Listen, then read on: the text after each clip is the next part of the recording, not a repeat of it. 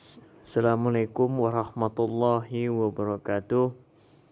Baik, saya akan menjelaskan tentang sikap bela negara dari tokoh terkenal Aceh, yaitu Teku Umar. Teku Umar dilahirkan di Melabuh, Aceh Barat pada tahun 1854. Teku Umar merupakan pahlawan nasional yang pernah memimpin perang gerilya di Aceh dari tahun 1873 hingga 1899. Sejak kecil, Teku Umar sebenarnya memiliki pemikiran yang kerap sulit dipahami oleh teman-temannya. Bahkan ketika dewasa pun juga masih sulit dipahami oleh teman-temannya. Sebagaimana kisah yang fenomenal ketika Teku Umar yang berpura-pura menjadi antek Belanda dianggap sebuah kerumitan pemikiran dalam dirinya. Beragam tafsir pun muncul dalam memahami pemikiran Teku Umar tentang taktik kepura-puraannya. Kepribadian Teku Umar sejak kecil memang dikenal sebagai anak yang cerdas, pemberani, dan suka berkelahi dengan teman-teman sebayanya. Teku Umar juga memiliki sifat yang keras dan pantang menyerah dalam menghadapi segala persoalan.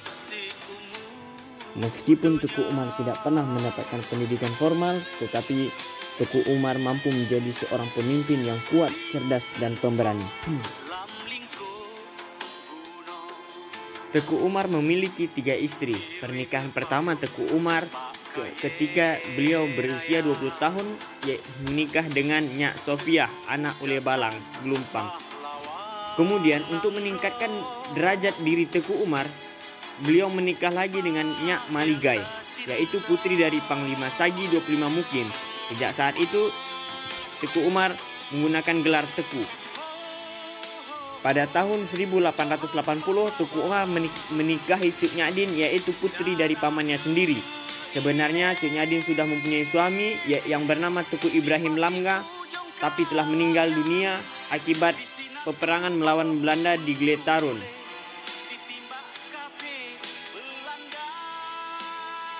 Pada tahun 1873, Perang Aceh meletus. Teku Umar beserta pejuang-pejuang lainnya ikut memerangi Belanda, padahal umur Teku Umar baru menginjak 19 tahun. Mulanya, Teku Umar berjuang dari kampungnya sendiri, yang kemudian dilanjutkan ke seluruh Aceh Barat. Pada umur ini, Teku Umar sudah diangkat menjadi kecik atau kepala desa. Kemudian pada tahun 1883, Teku Umar dengan keberanian dan kegigihannya untuk menaklukkan Belanda, beliau memanfaatkan strategi berdamai dengan Belanda. Gubernur Van Tej pada saat itu juga bermaksud memanfaatkan Teku Umar sebagai cara untuk merebut hati rakyat Aceh. Kemudian Teku Umar masuk ke dinas militer Belanda. Ketika bergabung dengan Belanda, Teku Umar menundukkan beberapa pos pertahanan Aceh. Hal tersebut dilakukan Teku Umar secara pura-pura untuk mengelabui Belanda agar Teku Umar diberi peran yang lebih besar.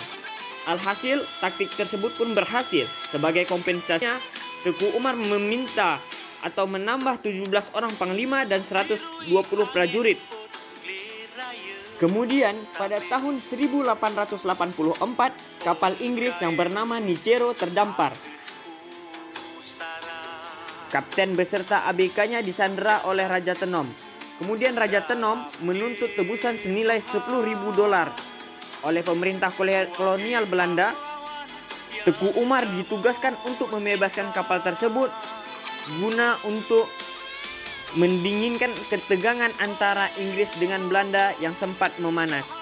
Kemudian Teku Umar menyatakan bahwa merebut kembali kapal Nicero merupakan pekerjaan yang berat, sebab tentara Raja Tenom sangat kuat, sehingga Inggris tidak dapat merebutnya kembali.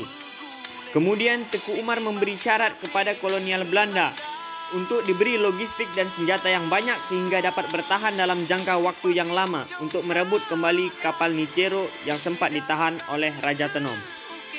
Kemudian Teku Umar berangkat dengan kapal Bengkulen ke Aceh Barat dengan membawa 32 orang dan perbekalan perang yang cukup.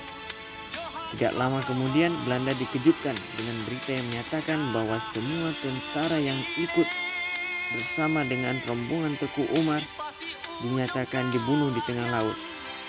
Sejak saat itu, Teku Umar kembali berpihak kepada rakyat Aceh.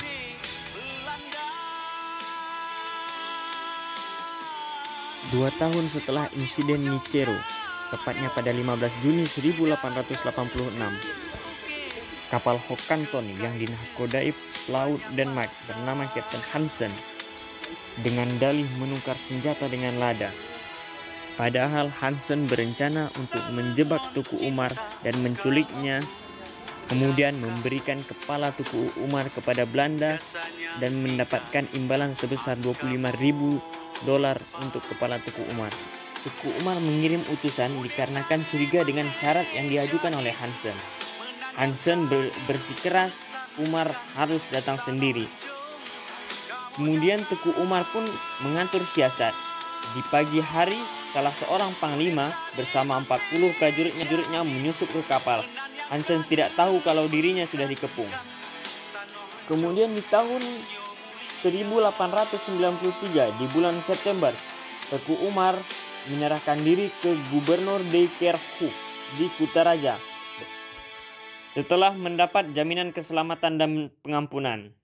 Teku Umar pun dianugerahi gelar Teku Johan Pahlawan, Panglima Besar Nederland. Ternyata keputusan yang diambil oleh Teku Umar mendapat banyak stigma negatif daripada orang-orang lain, tidak terkecuali dari istrinya, yaitu Cut Nyak Dien. Teku Umar pun menunjukkan kesetiaan yang luar biasa kepada Belanda. Setiap pejabat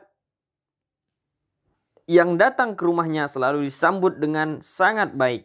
Ia selalu memenuhi setiap panggilan dari Gubernur Belanda di Kutaraja dan memberikan laporan yang terbaik sehingga ia mendapatkan kepercayaan dari Gubernur Belanda.